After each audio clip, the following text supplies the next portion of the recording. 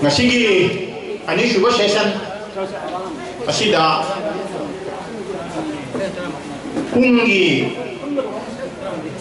pung yam jai bagi thauram sida artist sing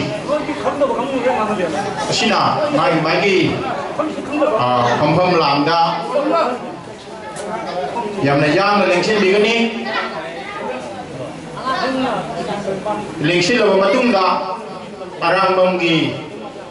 haudang kubiriba oja singna lei chandon lengsin bina bagi damak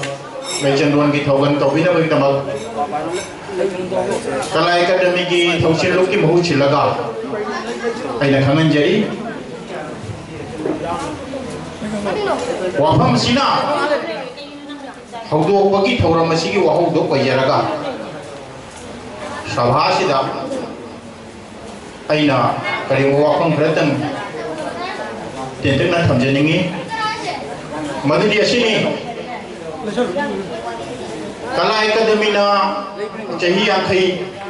surak pasigi iroina na ngasi phawada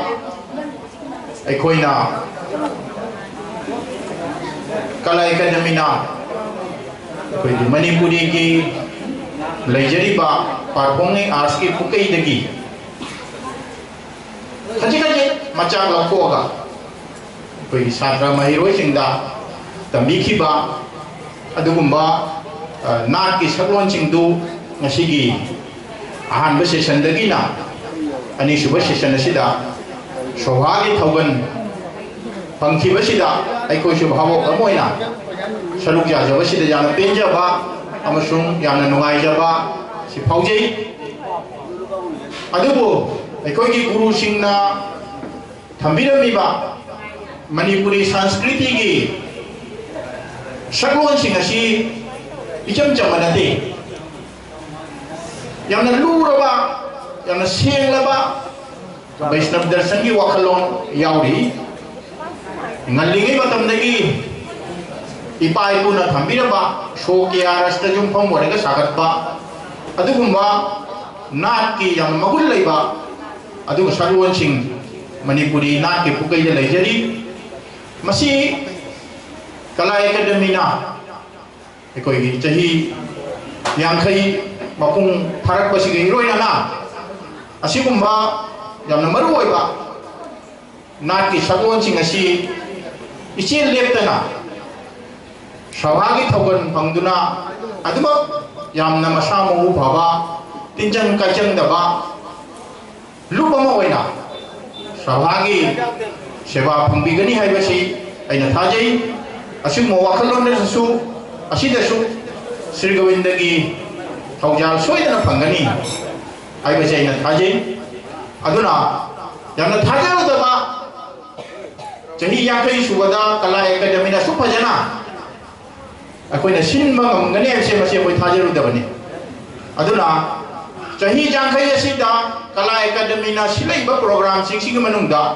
handaki chahi jangkai surapagi loisanbagi thauram asina kwaidagi mapung phaba kwaidagi phajaba kwaidagi marik chumba program ni haibase masi akoina kala academy itihas jeng jerur akoina pakan da pauje da masing damat akoi chahi yangkai surapagi thauram sinbiri basigi akoi gi thausillo kala academy gi president secretary amasung executive body gi member sing khuding makse masi yamna mapung phaba manipuri na sibu sogat pada thawai ka thokpa adugumba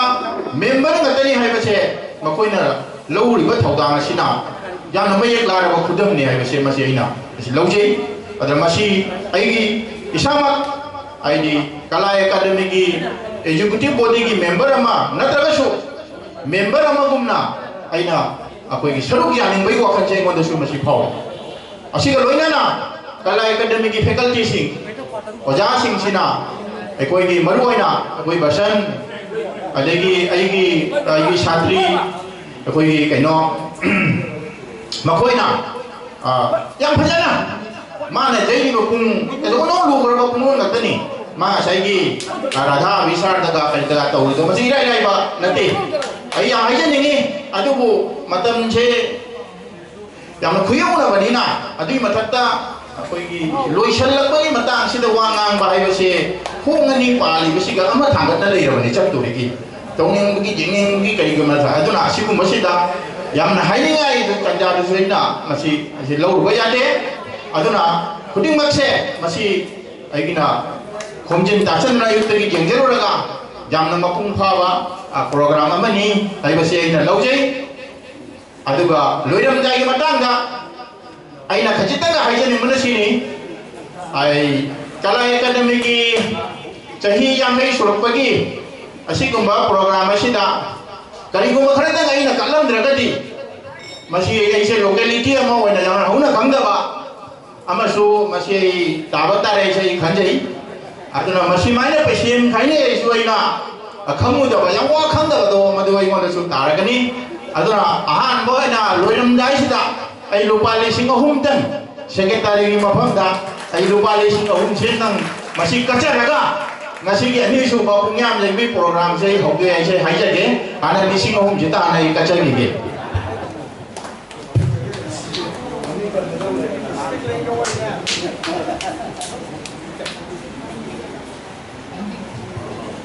सिमदंग secretary lotion बिगनी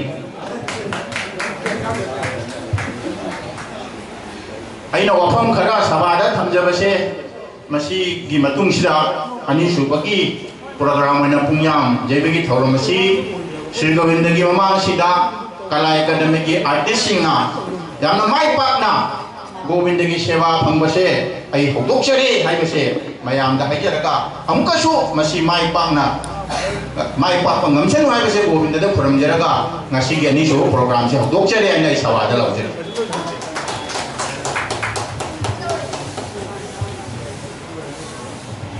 हानो मतदा मंदोक सिदा लेरिबा गोविंदा को कोपांग चांग तरालो नतुला खुरम जरी ननाया अनि सुबदा आसामन ब्रिकाला academy की golden jubilee का मरी लेना दाइस्ता लिटेंगली बा भावो तले बा हलमन खाय में आमसु इन कोपांग चांग तरालो नतुला थागत पुंगसे लोना आवजी पुंजाम लेबा नक संगीतन पुंजाम लेबा महाजिक शोक लिसिंग अमगा सात्रे का हुमुद्रा तरुक लिसिंग अमगा सात्रे का हुमुद्रा बाय इंगदा राजश्री भेगचंद्र महाराज की मतमदा मणिपुर सना लेबाक अनोबन संगीतन असि कांचीपुर महाराज का लोइना हियांगे की त्रमाथोइनि पानबा पूर्णिमा नमितगी निमंगानि सुबना श्री गोविंद जयगी सोरोन कथि भेगचंद्र ना मणिपुर कल्चर असी मखल कया थोना थंबिरमी खरतम पल्लबदा महाधुमेन लाइरिक थीबा हाइबा वारी लीबा बासो पुंग चोलोम रोज फांगबा नबी पला रासेश्वरी पला खुबा किसे असुमना मणिपुर सना लेबाकदा पानखिबा निथौसिंगना नक संगीतनगी धुमेन मखल मरी थंबिरन अहानबदा महाधुमेन भेगचंद्र की मतमदा होदोखी अनिसुबदा गौरधुमेन नरसिंह महाराज की मतमदा होदोखी अहुमसुबदा नित्याय धुमेन चौधरी मर्जित की मतमदा होदोखी मरीसुबदा लाइरेंबी धुमेन चंद्रगिरी महाराज की मतमदा होदोखी लोइनाना पुंजाम लेबा नर संगीतन असि इनिंगथौ चुरचांगी मतमदा पुथोखी बासो पुंजाम लेबा पुंजुरा मरी मंगा थाजिन्दुना मतम नसिदगी होदोकी हौजी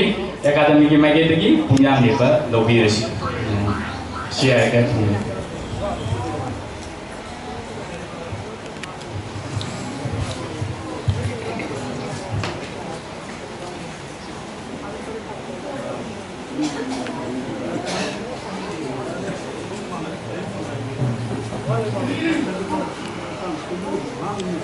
Thank you.